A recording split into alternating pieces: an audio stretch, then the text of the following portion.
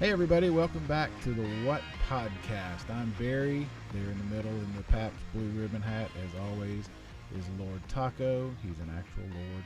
We've explained that many times. And this week you'll notice that Brad is not with us. As we explained last week, Brad and Hillary are moving from New Orleans to New York. He's taking a job up there. Obviously, we wish him well. I know they got there safely. Glad to hear that. And he'll be back as soon as he can. But with us is a special guest who most of you guys will probably no doubt recognize the name. Pondo, we're going to talk, he's a veteran as we are. We're going to talk about his experience at Bonnaroo and how excited he is to be back on the farm and what he's looking forward to. Just get another take from it. So Pondo, thanks again for doing this. No problem. I was hitchhiking and, I know Brad's not here this week. I was hitchhiking and this guy in a PBR hat was driving by saying he wanted the people to talk to and he couldn't find anybody. And I said, well, I'll do it. And he said, no, we're not taking you. And then I slipped him a 20 and hey, here I am. Wow, it's amazing how it works. That's hey, right. 20 bucks is 20 bucks. Yeah, that's right. It was only 10. That's the level of screening. That's right. Yeah. It's been a while since we've been on a farm. I think the one thing that stands out for everybody, at least from my point of view, is the fact that we're actually getting a chance to go back to something that we enjoy and that we love and we cherish. For people who have gone multiple times, this has become like an event, a rite of passage each year. Going to Bonnaroo is like a family reunion or like meeting loved ones that you haven't seen in a long time. It's so powerful and so just energizing. It's like my body permanently knows when June is. It's like my brain will sit there and say, okay, it's March, it's April. Once May comes around, the brain starts working a little bit. And then June comes. If I hear the word Manchester United on TV, I'm not thinking soccer. Drop the United. I'm thinking Bonnaroo, the farm, and we're heading there. So are you guys super excited about being back? Yeah. I'm glad you set it up that way because that's kind of, I think I said on the last show that I have developed sort of a rhythm, throughout the year. And like you said, when you hit May, for us, for me, it starts in January with the lineup release, and because of this podcast, even before we started doing the podcast, I think we were talking about it year round. And in fact, that's why we started the podcast, because I think Brad and I said, this is nuts. We're talking about an event that happens 4 days, then out of the year in June. And we're talking about it. And if we are, others probably are as well. So that's why we started this. But there definitely had become a rhythm. January, you start looking at that lineup. You spend the next several weeks talking about it. You hit May or even a little earlier. And you start thinking, I need to get all my equipment out. I need to make sure the rats haven't eaten holes in it, and I know where it is, and that I didn't leave the batteries in anything. Start buying supplies. What am I going to take this year that I didn't have last year? I mean, all those things start playing in, and not having that. Well, we did last year. We very much did. Everyone was packed up and ready, but it still kind of left a little hole maybe. What's the last 2 years been like for you? Well, let's go back first real quick. Mm-hmm. When did you start going? How many years have you been going? I have been going nonstop since 2008. The story, and it kind of goes with the Viking horns and the clock. I didn't notice. What do you really? I'll tell you something. This is a secret. Girls love a nice big clock. And make sure you had an L in there. You get sexual harassment charges, especially at work. I know, 2 jobs. Anyways, 2008. Was the first year that I went, and me and a good friend of mine went, and with some other people, and we had gone to Woodstock 99, and he dressed up as a psychedelic cowboy, and he got on the DVD. So we're going to go to Bonnaroo, and he goes, it's your turn. And at that time, Flavor Flav was a rapper real popular, and he wore Viking horns, and guess what else? Clock. So I went and I established kind of the alter ego of Pondo. And I said, it would be really great if we started something called the Pondo Army.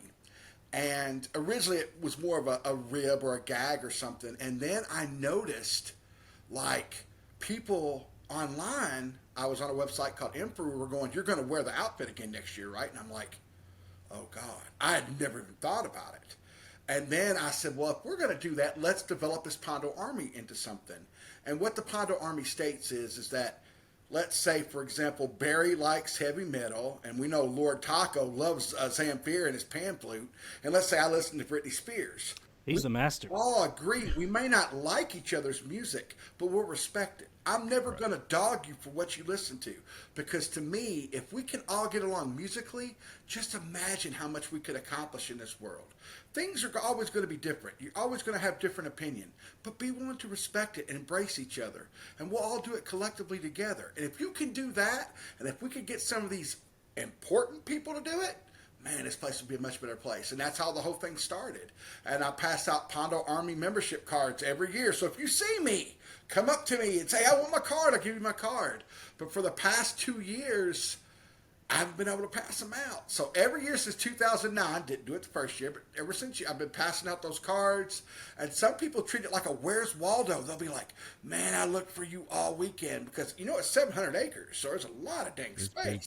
And I'm like, it boggles my mind, because I'm thinking, why in the hell would anybody spend 4 days looking for me? I don't own mirrors in my house for a reason, because I look like this, guys. All right, so I started in '07. I went to the first one for the first day, and then I've been going ever since '07.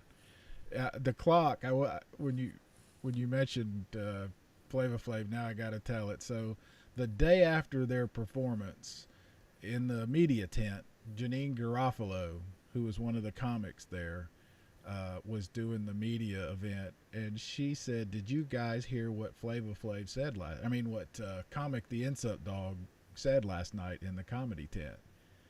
And we're all like, "No." I mean, some people had, but you know who Insult the comedy? Right. Triumph. Yeah, Triumph. Yeah. Triumph the Insult. Yeah, I knew I had that somewhere convoluted. But he said, you know why he wears that clock? So that he can tell how far back he set the civil rights movement.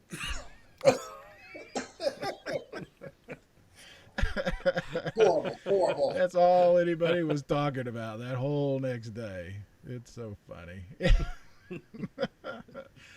I'm not at all surprised by your story. I mean, I am, because it's hard for people who've never been to Bonnaroo to understand why that's not so surprising.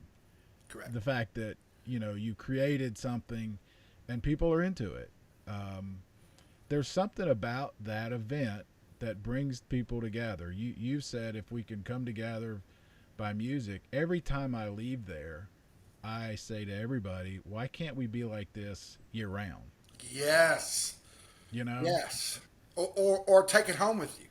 Well, yeah, and why? I mean, everything from, if you see a piece of trash, pick it up and throw it away. Don't just add to it. I mean, and certainly don't just step over it. Pick it up. Yeah, it's simple. And if everybody does it, the place is pretty clean. And treat people kindly. I've told the story many. My first time going up there, standing in line, and it's, as you said, at that time it was closer to 90,000 people. It was 80,000 when it sold out, and so you think it's crowded. It's hot. People are going to be short-tempered, but I mean, I can remember standing in line and people would say, "Oh, I forgot something," and they'd leave and come back, and everybody like, "Go ahead, man, get back where you were." You never see that anywhere else. You're like, whoa. Yeah, I mean, that was stunning, and then. I thought I'd go by the lost and found just to see what was lost and what was found. And some guy was there getting his wallet. He'd lost it the night before in the main stage area, crowded and somebody had turned it in. He was like, everything's in it. All my money's still there. Somebody found it, made the trip, to turn it in. And the guy was like, only at Bonnaroo. Those kind of things stuck out to me. And have stood with me. I've only seen. I was able to say I've never seen a crossword until the last one, and there were two volunteers. They were a husband and wife, and they'd probably been at about hour 11 and a half of their 12-hour shift, and Right. he was not having it. And he started yelling at her about go get me a Coke or water or something. Right. That's the only crossword I've ever seen or heard. That's just, treat people the way you want to be treated. It's the code, right? Right. It's funny that you bring up Lost and Found, because one year I went by and Lord Taco was there in Lost and Found, and nobody was playing him. Nobody wanted to pick him up. Everyone said he's always been lost. So, I don't know. I don't know what happened with that. They had him in that cardboard box in the Yeah, back. yeah. That's kind of where we picked him. I think Brad picked him up there. Yeah. No one else wanted to admit to knowing me. So. Well, and Brad waited till Monday morning because he knew he could get him cheap. Yeah. That is actually one of my favorite things too. On Monday morning, when you're leaving, look at everybody, because if you want to see what an extra on The Walking Dead looks like, that is it. Because everybody's like, well, they look like I look now, so I mean that's really not no stretch for me. Yeah, Monday morning or Sunday morning, because Sunday I'm a early riser. I get up, and it always amazes me those people who go all night long on Saturday. And when the sun's coming up, I'm getting up going to get coffee, and they're going to their tent. Yeah. And I'm thinking, you're not going to sleep long. It's sun's up, Yeah, it's Yeah. about to be miserable. How many people do you go with? First of all, where do you come from? What Okay, I part of come the from a country? little town called Henderson, Kentucky. We're near Evansville, Indiana, and Henderson, Kentucky is actually famous for absolutely nothing. So it works out pretty well that I get. It's about a 3.5 hour drive. I've gone with as many as 6, but now we have 4 that all together now. One of my best friends, Dave, he goes with me, and the ages are crazy because I just turned 48. My birthday was Saturday. Then my best friend, he's 47. He goes, and then we got a woman who's 63. Maybe 64 if I get her age wrong. If I get Cindy's age wrong, she'll come back and kill me. So I'll just say she's 49. And then we have her grandson who's 19, Braden. He goes. And then a really special friend of mine whose nickname is Sweetness. I'm going to try to get her to go next year. It's weird because you brought up something I try to explain and sell people on Bonnaroo. And until you go, you can't do it. It's like the Grand Canyon. You try to explain the Grand Canyon, it's big, there's a lot of rocks, you can explain it forever. But until you go and actually see it, you know nothing about the Grand Canyon. And Bonnaroo is such a unique experience for everybody. And the one thing that I love is both you guys could go see totally different sets than me. You could get up early. Like I could be one of those strugglers coming back. Right. We could have totally different experiences and still absolutely love every second of it. And we could share those experiences. And I try to explain to people that Bonnaroo is something you have to experience. Watching it on TV, watching it online, it's great. There's nothing wrong with that. But it's not being there. And that's one thing I can say that separates this festival from so many others. Yeah, I totally agree. I mean, I'll ask Russ while he's sitting there because this will be, what, 4 for you? 18 This will was be. your... 18 was my first one. I went to 18 and 19, So, and then I went to Exit 111, which I get doesn't really count, but that's the last time I was on the farm. right. And Taco is a little bit of an outlier because he loves to camp. In fact, he's in the bus, and that's what he camps in. Yeah. He does that on the regular. I camp once a year, and it's at Bonnaroo. Once a year. Yeah, and prior to '07, that's the reason I didn't go in 2 through 6 is the idea of sleeping on the in a field in Manchester, Tennessee. Yeah, right. What's in Manchester? Especially, at that time, to be honest, mostly jam bands and all. So, I was later in life with children, and it just was not nowhere on my radar. I knew from that first visit how cool it was, Right. and how different it was, but the camping part of it. And I say that because that's usually what you get when you mention it to anybody who's never been. Yeah, and that's Their what first- sold me on it. Yeah, well, that sold you, and that turns a lot of people, I mean, I can't tell you how many times I've said I go to Bonnaroo every year, and people look at me and they say, "You camp? You sleep in a tent? You know, surely you get a hotel room." I'm like, "No, I don't." In fact, I don't know about you, Pondo. You may not have the opportunity, but like Brad leaves the site every day. I don't want to ever leave when I'm there. No. It breaks some sort of magic spell or something in One my of my mind. best friends said something, and it applies with first off with leaving, and secondly with going to camp. Every time you go to camp or you leave, you risk missing something. In 2008, the Coral Reefers were playing in Bonnaroo, and we are sitting at camp, and everybody's kind of tired. Nobody wants to go in and everything. I said, "Oh, let's wait and go in." We go in, and we missed some guy that played with them, some guy named Jimmy, last name Buffett. Yeah. So Yeah. by us That's being lazy and not wanting to go in, we missed Jimmy Buffett. And I mean, that's a once in a lifetime experience for me, you know. And like I tell everybody, when you're if you leave and you go to the hotel, and you do a lot of media, a lot of my friends that do the photography thing will go to the hotel, and I'll say, you risk missing something. Well, it's 3:00 in the morning. I said, at Bonnaroo, you risk missing something at 3:00 in the morning. So it's just, you know. Well, in my case, it's not just a show that I might miss or a star. I might miss a great time at camp at 3:00 in the morning.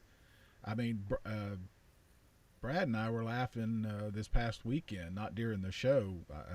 We met downtown for a couple of beers with another campmate, and we just laughed about, you know, the stories that we picking on each other at midnight, you know, or later. Right. That's the part that I can't explain to people who, you know, when I say I go to Bonnaroo, they say, "You sleep in a tent?" Yeah, well, as we've said on here many, many times, we bring our own carpet. We have a ginormous tent. We have a Bloody Mary tent. It's nice. You know, we do it upright. We have a picket fence. It's nice. It's not like we're sleeping in mud, which Right. is, I think for some reason that's the image. They don't understand the 24-hourness. And it becomes a community. You bond with your neighbors. You'll end up talking to them, and maybe they know somebody that you should see that you've never thought about. Oh, absolutely. There was one year that we went. I don't remember. There was a group that was playing. I don't remember who it was, and they're like, "Have you seen them before?" And I said, "No, you should really check them out." And we went, and they were like one of the top 3 acts we saw the whole weekend.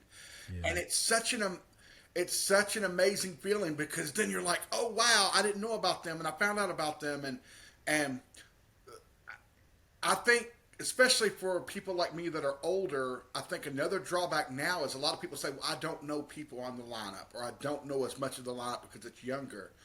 Explore a little bit. Take one day out of your schedule and just go through Spotify or do something like that and explore. And I said, you might find that you're going to find 5 acts you knew nothing about that all of a sudden you're just dying to see. Yeah, that's again, for me, the importance of this festival in my life, and I'm not overstating that, is as an entertainment writer. Since about 1982, you know, I've written about music, I've reviewed shows, but quite honestly, it was all arena shows and small venue shows that I was going to, and there was a lot of sameness. It was the same show, you know. Sure. They're going to do 3 songs. They're going to say, "Hello, Chattanooga." 5th song, they're going to use Yeah. the band. They're going to tell a bad joke. You know, they're going to do 2 encores. It's going to be 90 minutes to the minute, and you're going to go home. It didn't matter if it was a rap show. Those were different. But a country show or a rock show or whatever, you could tell management, you know, they had a lot of the same choreographers and managers. It was just sameness. Bonnaroo changed all that for me, in that not just me, but everybody who went. Suddenly, just what you said, Pondo, that became the game, was to discover the next favorite band. You know, and if you could turn one of your buddies onto it, that was double bonus, right? Right. You know?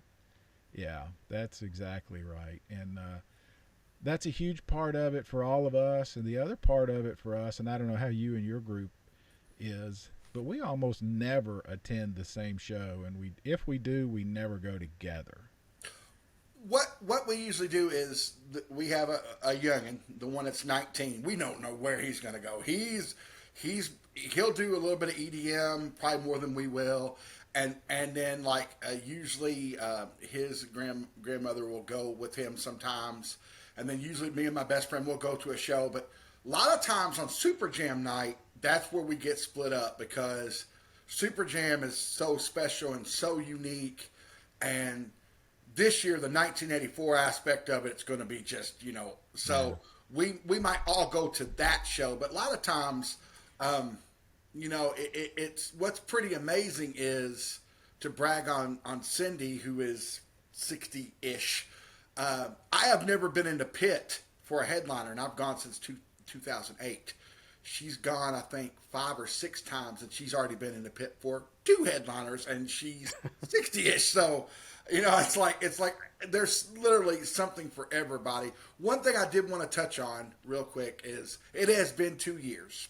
And anybody who follows me on Twitter, and if you don't, I will do a shameless plug, at Pondo Knows Best, my handle on Twitter. And I do follow both of you gentlemen. And Lord Taco, good Lord, if you can understand his tweets, please, someone give me a book and decipher some of that stuff, especially at like 2 a.m. after I've had some liquid courage. But it doesn't matter what time of day it is. He'll have to explain. Maybe I still don't understand it. Maybe that's the problem.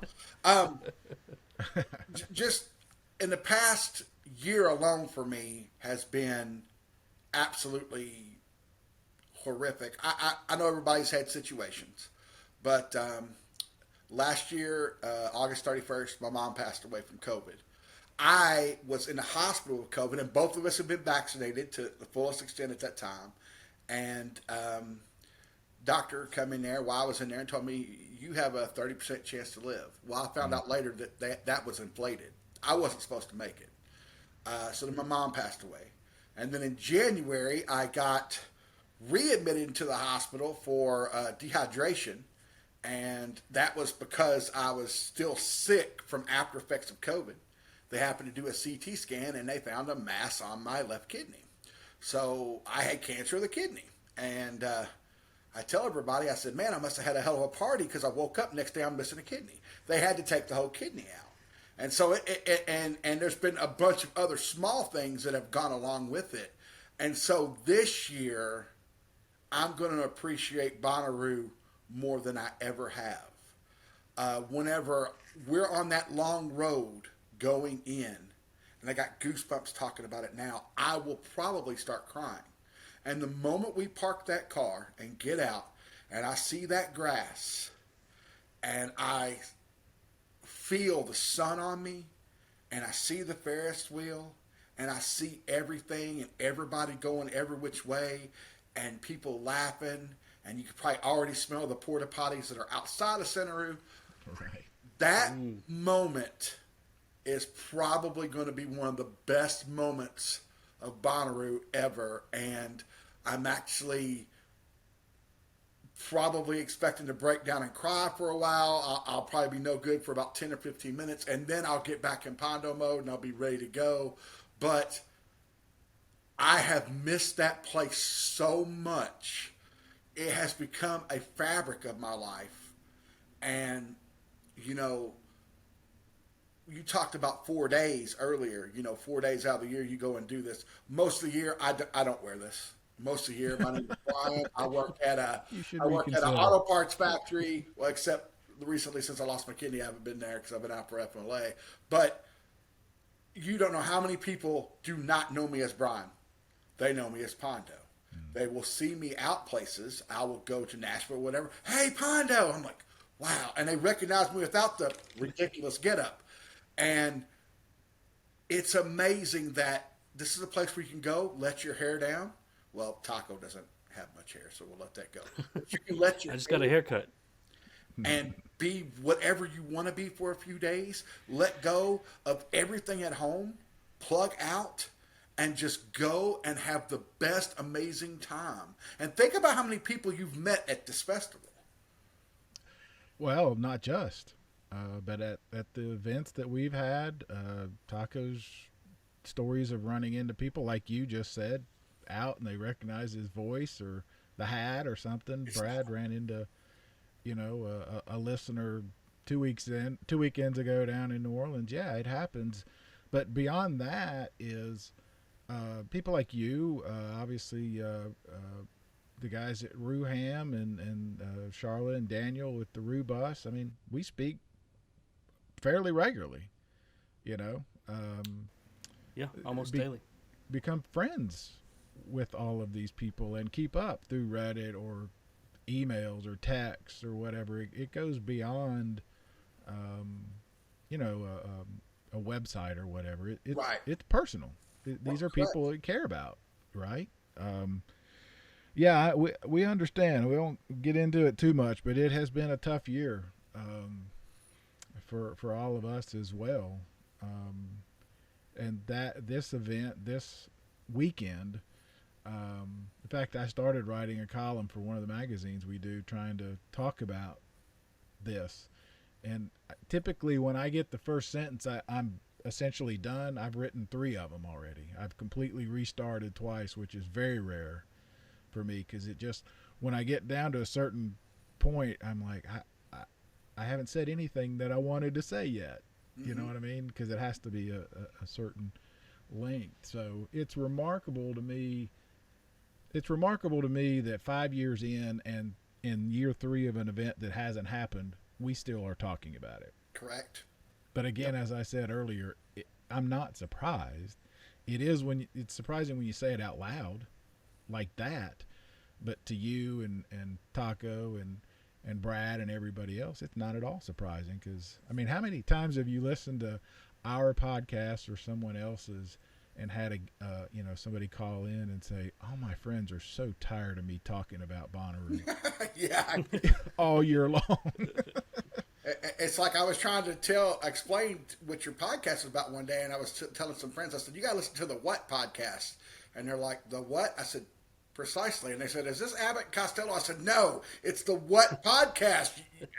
And it took a few go-arounds, but I said, "Trust me, if you listen, you will gather so much information, and you might even wear a PBR hat in the future." That's what I told them, We are well aware it's a stupid name, but it made perfect sense when we conceived it. Right, yes. As you know, the what, the way they name the stages, the what, which, this, that, and the other. And when we reached out to Bonnaroo and said, "Hey, we think we want to start this podcast," they said, "We're thrilled. Please do, but you can't use Bonnaroo in your URL, or you can't use any of our graphics." So, and of course we're thinking it'll be 3 months at best. Yeah, we thought 1 season and we'll be done. Yeah, so see ya. And anyway, it works. And Taco's done, as I've said the last couple of shows, done a terrific job with our website. Which, by the way, I wanted to mention, I got a lot of emails from people who said, "Hey, I'd love to have some of the stuff from your basement," and I'm 100% serious. But buy a T-shirt or something just so we can kind of cover the costs. And okay, I've started a pile, and yeah, I'm glad to get. Shameless plug. The whole point for me is to empty this basement out of stuff. But that was a lot of fun, and it was fun getting emails from people. So, what are you? I mean, you said really, and happy birthday, and I'm glad you're better. Absolutely. I mean, I was kind of following that. I wasn't going to bring it up publicly unless you wanted to. Well, this is my best birthday present right here.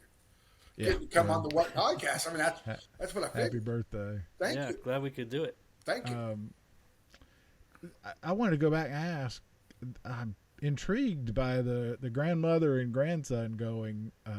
I've been with both of my kids, and I remember the first year my son he would have graduated high school, and I was like, "Bad news, man. Dad's going to be there too." And he's like, "I don't care." Right. I thought it would, I'd be harsh and as mellow kind of thing. But I was just trying to imagine me at Bonnaroo with my grandmother. I know, right? First off, That's cool. and I definitely want to let you guys know this.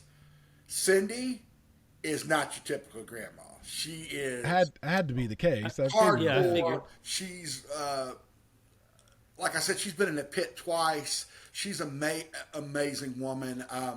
She is a breast cancer survivor, and she goes out and she parties just as hard as anybody else there. And Braden is 19, got a good head on his shoulders, and introduced her like as soon as the lineup comes out, he'll be like, okay, we're gonna go see this, and this, and she'll play something. He'll play something for her, and you're like, she's like, no, you're gonna go see that. I'm not gonna go. But then she'll hear something, like I think this year. She heard Nathaniel Rateliff and the Night Sweats, and she wasn't real familiar with them. And then she's like, "Wait a minute, we're gonna go see them." And so and it again shows the dynamic where you can literally be pretty much, as long as you're old enough to go, and that's a subject for another day. But anybody can go from ages. I remember when the Bonnaroo went. I don't know if you guys were familiar with them. They were women. And I got to meet them all, and they were amazing. And I watched Earth, Wind, and Fire with them right in front of me. And, you have literally 4 grandmas sitting there right in front of me, and I'm talking to them, and they're enjoying every minute of it. Of course, they go at night. They come in. They don't camp. But that's just, like, amazing. So it's literally a festival for everybody. The one thing that I will say that you have brought up a couple of times, it's not a festival, it's an event. And I've used that line a couple of times, so I don't know if I picked it up from you or we stole it from someone else, but that's the best way to put it. It's not a festival, it's an event. And now with the plazas going on, there's so much going on that it truly is an event because there's stuff everywhere now. Yeah. I think that's really cool. I can't imagine being able to go with a grandparent or a grandson, grandchild, and either way is really cool to be able to share something like that. But the other thing we've said is the only real couple of rules. And I've had parents ask me before because they'll say, you go every year. My kid wants to go. They're high school age or whatever. My only thing is, if they're the type of person who finds trouble, they'll find trouble. Sure. If they're a level-headed, mature kid, they won't have any trouble at all. People take care of each other, But if you're just that kind of kid that somehow always seems to be in trouble, you can find it there, but you can find it anywhere. Sure. The other thing, and we've said it on here many times, is don't come with a spouse or a significant other unless you're both really into it, because it's not a halfway event. Oh gosh, is that a true statement? It's not a test the water kind of event, is it? Correct. Yeah. Correct.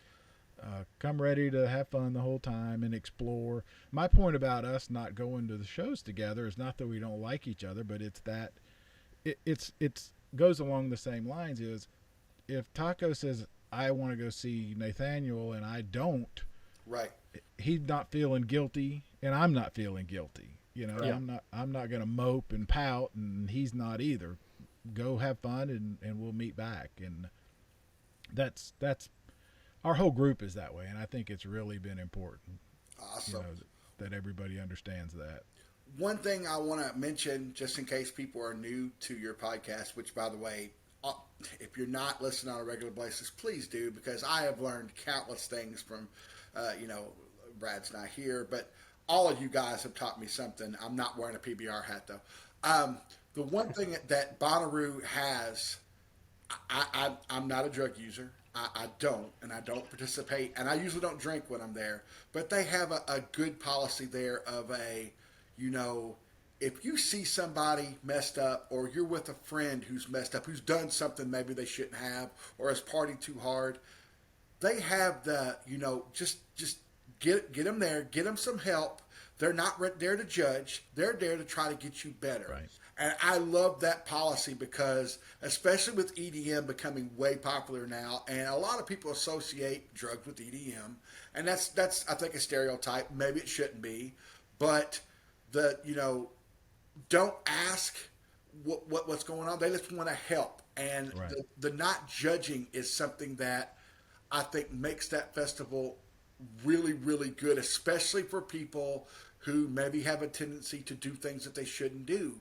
I'm not suggesting at all you guys need to go get messed up or something like that. But if you see somebody who needs help and you're afraid, I don't want to take them because they're going to get in trouble for being on drugs, no, help them. Because by helping them, you're going to keep them out of a situation where maybe they can get help and enjoy the festival and maybe not get sick or perhaps even worse. That's right. Yeah, that again, the only real rule in my opinion is don't be an idiot. Don't make them do something to you they don't want to do. Right. You know? They don't want to kick you out. They don't want to arrest you. They don't want you to be sick, and they certainly don't want you to, die. So yeah, take care of yourself. And the extra days and the fact that we have not been there for a while really has me worried about people hitting it going too hard. That's why I said that, because I'm really worried about that this year. Yeah, me too. I mean, your point about seeing the grass and feeling the sun, I'm the same way. And I know even in the last time we were there, what did we say? Don't go hard on that Wednesday, and then all three of us went pretty hard on that Wednesday. Yeah, I was guilty of that too. Yeah, which makes Thursday terrible and half of Friday terrible. Right. Think about it as it's a marathon. But I am very worried because we've been so pent up for so long. It's going to feel like free at last, kind of ready to go kind of thing. So take care of each other. Really be considerate of that. What are the other lessons that you've learned? You've been there as many times as I have, and every one of them is different, but there are definitely some things, both from the camping and pacing myself and food and all of that. You mentioned I don't do drugs. I wish I did, because that would be the perfect place. I've always said that. Me too. I've always said if I did drugs, because everybody looks at the outfit and they assume. So I get offered like all kinds, like, "Hey man, here's this." Like, no, I'm good. Yeah. No, I'm good. And you're not going anywhere. You're not driving. Right. The music's great. The food, everything is there. It's like I do good walking back to camp just on soda, so I don't know what I would do if I was too messed up. And that's the same with everybody. Think, God, it must be like a week-long partying and drinking. I'm like, nope, one word. Or two words, porta potties. True. I do have a couple of simple rules that I tell everybody. One is pace yourself. It is not a sprint; it's a marathon. If you want to drink, that's fine, but drink in moderation. Don't sit there and say, "Okay, let's just down," because like you brought up Thursday and Friday, you're miserable and you end up missing sets, and you end up having nice trips to porta potties. Just that's if you're thinking about having that last shot or whatever, just consider porta potties all morning long. Right, because you don't want to be in there before they're cleaned unless you want to go all the way into the center room. Two, make yourself a schedule and don't worry about it. Yeah. Decide who you want to see, and if you miss somebody, I promise you it's not the end of the world. I hate when I see these people, well, I'm going to spend 30 minutes at this show, and 10 minutes at this show, and 5 minutes at this show. You know what you're going to see? You're going to see a lot of dust walking back and forth. Yeah, that's right. And one thing I'll tell everybody else, make friends with your neighbors, because 9 times out of 10, they will have something that you forgot. You're like, oh, I forgot that, and your neighbor's got it. And it makes yourself a community. Also, it helps against people being around your site that maybe shouldn't be. Right. Like if I say, hey, these are the 4 people we're going to have here, and your neighbor says, well, these are the 3 people, and you come back and you see some people that shouldn't be there, they shouldn't be there. So that might even help you out a little bit. I tell everybody to pack a Sharpie, because you never know. You might run into Lord Taco, and you might want a dang autograph somewhere. You never know who you'll run into at a Centeroo. I bet a couple of famous people in Centeroo and had them sign a shirt or two. The last thing that I tell everybody is your main goal there is to have fun and a good time. And if you don't feel like you're having fun or a good time, then you could probably do something else. Yeah. You brought it up. If you're at a show and you're just not feeling it, there are probably at least 3 or 4 or 5 other acts playing, and with the plazas, all other things going, there's plenty to do. And you can go off by yourself. You don't have to have somebody attached to your hip. Right. And that, I recommend taking some time and just going off by yourself, away from the group. I haven't thought about it that way, Pondo, but that's we've been saying the same thing. But not only, don't be somebody else's dead weight. Don't bring them down if they want to go somewhere else, and don't feel bad if you want to go somewhere else. Go do it. There's more than enough to do, and you'll meet back up at some point. Don't get your feelings hurt. I tell everybody a good meetup spot. If you need a meetup spot, the clock tower is always there. Or it's not a clock tower anymore now. It's the Bonnaroo Tower. You could always meet right there at a certain time, and you go there. You're easy to be seen, and that makes it easier. Find a spot or in front of the Ferris wheel or something like that. Or if both of you can get back to camp and you're not directionally challenged, meet back at camp. I know for some people it's difficult because if you're like a 40-minute walk, maybe you don't want to do that. Maybe you want to meet back up. Don't be afraid to go off on your own because you might find something amazing going on that you never would have found otherwise. Yeah, if you are in a group too, along those lines, when you get there, walk around as best you can, get the lay of the land, and take visual markers, write them down if you have to. It's a huge place. We've been there enough. I feel like I won't get lost. I know where I am, but when you first arrive, it's overwhelming. And it looks completely different at 3 p.m. than it does at 3 a.m. Yes, that is so true. So get your visual markers, and also consider your phones are probably not going to work. Right. I would go ahead and assume that your phones are not going to work. So if you leave your buddies and say, I'll text you where I am in an hour, they may get it in an hour, they may not. Or they might get it in 5 hours. They might get it in 5, yeah. I do that for, from a work standpoint. I leave here with a whole list of things I'm going to do. I'm going to send updates every hour and pictures, and it never works. Maybe in the morning, and that's about it, only because I get up before everyone else. So just, bank on that. So figure out some way to communicate, if you're there with a large group or you're there with kids or whatever, we're going to meet at such and such a place, like you said, the clock tower or the Ferris wheel or the mushroom, the water fountain, whatever. There are plenty of locations, and you'll figure out they're central to where you're mostly going to be. We've talked a long time about what to bring and those sorts of things. For the most part, I think, bring. You're probably going to want to bring less than what you think. Yep. Absolutely. Especially now, in the last several years with the stores and the on-site vendors and all that. If you forget something, you can get it. Sure. It may cost an arm and a leg, but it may cost more than you want to spend, but you're not going to be without. And the food is really good. And I haven't found the food to be outrageously expensive.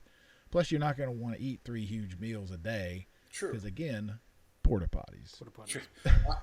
I got to give a shout out to my guys at Rody Rolls. They do a food truck at the Gourmet Food Truck. Rody Rolls, they're farm to table. Corey and his gang are there every year. They're amazing people. I've actually gone on the truck and made a Rody roll for myself at Bonnaroo. Nice. They're located in Charleston and Atlanta. If you get a chance to visit their green truck, please do. Tell them Pondo sent you. It's amazing food. If you don't know what a Rody is, or what a Rody is, or a Rody roll is, look it up. They do have a website at rodyrolls.com, and I sponsor those guys year round, and they're just humble, really good people, and they want to feed you. I'm telling you right now, they would love to have your business. That's one of mine. I for so long, for the first several years, didn't eat anything on site. I brought my own thinking I was saving money, and I didn't bring much. And then I'll be honest, I kept hearing campmates talking poutine. They kept saying poutine, and I was too embarrassed to ask. I thought it was some something obscene. They were making a joke, and then I went and had it, and they haven't been back, unfortunately, the vendors. But yeah, the food is great. I'm curious because of what you said, and the Camp Bonnaroo guys and Rubus. I mean, Daniel has got so many things planned. There are going to be so many mini events within Bonnaroo. I'm really curious to talk to people in July and August to see how it went. You know what I mean? How it actually went compared to what they thought it was going to be. Right. Well, I think with the plazas exploding this year, I think there's with so many bands playing, and another shameless plug for people who don't know, Rubus is having a Wednesday pre-party. Make sure you go to that. Hang out with those guys. They're fantastic, wonderful people. You won't meet nicer people. At least Daniel paid me $10 to say that. So I'm telling you right now, got they're 10? fantastic. He gave me 5. Wait a minute. Really? Really? Hold on. Well, he gave me 10, but it looked like Monopoly money, but I figured it's good anyway, right? But you're right. They are super nice people, and that's what I mean. That event's going to be huge. I hope he knows what's coming. Yes. But it's not just that. There are so many other events, and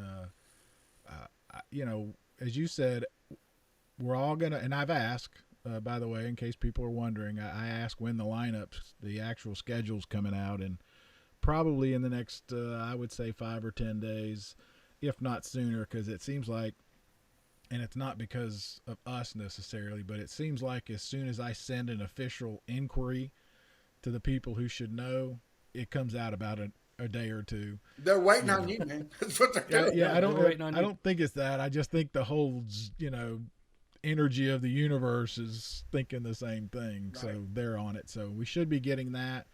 But yeah, that'll be the next fun, is to sit down with that thing and say, I'm going to go here, I'm going to go there, and I'm going to go there. And then you get on site and you throw it in the trash and you never see it again. But it's a lot of fun, I'm wondering how, again, we're in the woods and the stuff going on outside, the schedule this year might be bigger than it's ever been, just because there's going to be so many different, like there's a band that I really want to see on Thursday, the Main Squeeze. I followed those guys for years, and they're not playing Bonnaroo at all except for out in the plazas. Yeah. So I definitely want to go see them. So I'm wondering how many conflicts there's going to be this year, because there's going to be so many different things going on. I think FOMO could be a real issue this year. It always is. As you said, we all think we're so afraid of missing out, missing that show, and we all do. But now, and it's so big, I can't imagine I'm going to see the what stage, and then I'm going to go back out into the plaza and catch this thing, and then back. No, you're not. I don't care who you are. You're going to have to make some hard choices. You're going to have to make some choices, and some of them might be, instead of thinking you're going to bounce back and forth, I'm just going to go to this part of the farm and hang out and just see what happens, which is legitimate. I think with all the events that they have planned, you could do that and have a great time. What we don't know is what Jam Tracks is going to do. If it's going to be organized and big enough that, we could sort of catch a ride and get from one place to the other, but man, that's going to be the wild card. I think that is going into it. That is either going to be the greatest idea that Bonnaroo has had in a long time, or it's going to be a cluster, and I don't know if that word's hyphenated or 2 words or 1 word altogether, but that scares me, because my fear is if it runs well and they run it great, then this could be a game changer, especially when it comes to plazas. If it doesn't run well, then you could have somebody that's in pod 1 that's all the way over in pod 7, and now they're trying to figure out how to get back, and there's no transportation, and they're completely lost. That's the one thing that worries me. Yeah, or standing in long lines and all that. Yeah, absolutely. It's a terrific idea and long time coming, but it's like everything. It's got to work well. All right, man. Taco, you got any other questions? Any other thoughts? I got one other I shameless was plug. gonna ask and let you Not finish. do I was gonna let earlier. Taco. I do have one more shameless plug. Um, Tuesday night, my buddy Eric, he is the official DJ of the Pondo Army. He is doing a pre Bonnaroo thing. It will be in GARV. He's got two fireball canopies set up, and he said you'll hear music coming there, and he spins. And if you follow me again at Pondo Knows Best on Twitter, I will give you more information once we know more. And I do have one final question. I've been asking everybody, who's the one act that I need to see this year? And I'll start with Taco first. You were talking about there's a Plaza lineup. I'm gonna say Paul Cawthon. He did a thing with what was his name? Orville Peck. And I loved Orville Peck. I saw him at Shaky Knees last year, and yeah, they do a song together, and his solo stuff is great too. And so that's actually one of the ones I'm really looking forward to seeing. But he's gonna be, I think it's a Thursday night Plaza show. So yeah, all right, you're on the spot now. Taco gave his. Give me yours. I know. I wasn't expecting that. I should have. I'm gonna go with Goose. Right.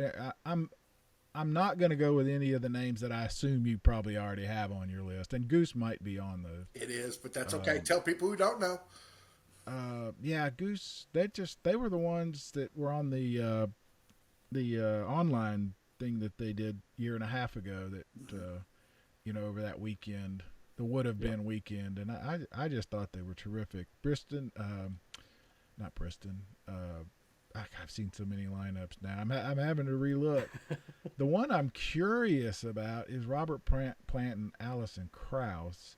Anytime you get to see, Robert Plant, it's like seeing a Beatle almost. He's one of the legendary figures. Well, they played there before. Yeah, they did, and I saw that same show here in a theater. Bristol Maroney's another one that I've become a big fan of. The one that I've been telling everybody, I'm going with the lesser. No, obviously I would say the main squeeze, but a lot of people know who they are. So I'm going to go with one that's a little bit under the radar. I'm going to be on the Who stage. Her name is Charlotte Sands. She's a young woman that's coming out of the Tennessee area, and she's got a sound. If she can get the right backing behind her with her look, she has a chance to go places. And plus, she's easy on the eyes, so that makes it easier for guys to go see her. And she's got really good vocals. And I don't know when she's going to play on the Who stage. She may be up against some heavy hitters, but I really expect Charlotte Sands to have a really good show there. I think the Herbie Hancock one's going to surprise a lot of people. Yes, you'd be surprised how many people I know want to go see that. And people who can't go, a couple of friends of mine up in New Jersey, they just had a daughter named Violet, and they know who they are if they're listening, and they can't go this year, and they said, man, we want to see Herbie Hancock. And I said, well, when she gets a little bit older, Violet will appreciate Herbie Hancock too. So yeah, I think that's sort of the Lionel Richie, obviously it's a legacy act, but that was Lionel, as I've said, was my blunder. I think Herbie's you did not go see Lionel Richie? No, I thought Lionel was the worst act they'd ever signed. I thought Bonnaroo had lost its mind, and turns out people are still talking about it. It was good. Yeah, I've heard, and I think Herbie's going to be that for a lot of people. There's a bunch of them, but back to your point, as we've said on here many times, Thursday night is a great night for discovery. Just go and pick several people who actually do that each day. Pick one name you've never heard of, and just, if nothing else, do a walk by and give it a chance. Because one thing we've learned is the folks who book these know what they're doing. Mm-hmm. Not everyone, might be your favorite, right? But they're good at what they do. Correct. And so give it a chance. The other one, just because you talking about shameless plug, Isaiah Rashad is a Chattanooga guy. Right. And I think we talked about, I think he's highest on the lineup from Chattanooga that I can remember. He's on that third line on Friday. So gonna definitely go see him, and glad to see he's on there. So yeah, that's a tough question you ask, because I don't always know everyone else's what they know and don't know. I mean, even if it's somebody that, like, Goose is a great answer because they are a band that play so hard, and they're going to give you a performance, even if you don't necessarily think their music's your cup of tea. Watching them perform, definitely, and you need to do it. It's I mean, somebody brought up one of my best friends who I've known forever, out of the blue, said, "Man, I can't stop listening to Courtney Barnett." And I'm like, "Yep, that was a Thursday night find for us." Yeah, Didn't really know who it was, but I'm not much on country, but I'm way big on Courtney Barnett, and just such power and her voice and her lyrics. Yep. Man, they hit you in places that you ain't ready for. If you're not prepared for it, it can take you to an emotional journey for sure. And obviously Warren Treaty, we've talked about on here. Leon Bridges were both acts that I knew, the name, but the show that I saw, fell in love, and now, top 3 or 4 acts of all time for me, new acts. Right. So you never know. One other band that I think is really going to deliver, and a lot of people have made comments about them playing, is the Chicks. I really think, formerly known as the Dixie Chicks, I really think the Chicks are really going to bring a grade A performance there. I think their set is going to be pretty sweet. I do expect a huge crowd for that. Yeah. And even if you don't like country, I think you will like their set. So I tell everybody to go check that out, obviously. That's right. Yeah, you don't get very many people who just mail it in at Bonnaroo. Correct. Very, very few that I can think of. There have been some, but not many. So, all right. Well, man, thanks so much. Thanks for listening, first of all. Thanks definitely. The What Podcast, it keeps you in the know. You find out things that you didn't know, and the banter's pretty good. And tell Brad he missed out hanging out with Pondo, but hey, it's okay. Yeah, we'll do it. No tell. He's unpacking, if that makes you feel any better. Yeah. Yeah, he would much rather be here. I'm sure he's probably sweating right now. I wouldn't want to be doing what he's doing. All right, man. Well, thank you so much. What are we under now? Into the 50s, right? 50 days or so? 50? Yeah, definitely less than 3 months. Yeah, I think it's around maybe a little bit under 8 weeks. Maybe a little bit. Wow. Somewhere around in there, Time to start packing. I've already got my corner in the front room. I have a Bonnaroo pile, and it pretty much stays there year round. It used to be in there for like 3 months, then 4 months, and now it just stays in the corner. Like, people come and say, "What's that? You moving?" No, it's a Bonnaroo pile. Everything's okay. Yeah, because if I unpack it, it just turn right around. And right, all I got to do is, there's no need for all that. So. Make sure that that the vermin haven't got to it. There aren't holes in something you need, and your tent poles are still there. You didn't use them for something else. So. Right. Well, thank you guys so much for having me. One more thing I do want to plug. For those of you doing the Bonnaroots dinner on Thursday, I will be there as well. You'll be able to spot me. I'm wearing the Viking horns at the clock. Come by and say hi. If I have a mouthful of food, let me swallow first, and then I will say hello to you.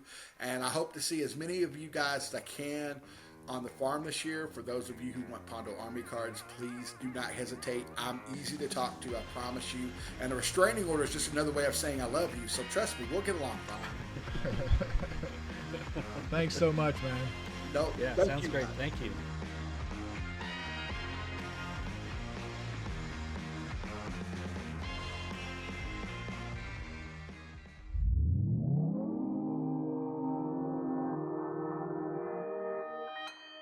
Consequence Podcast Network.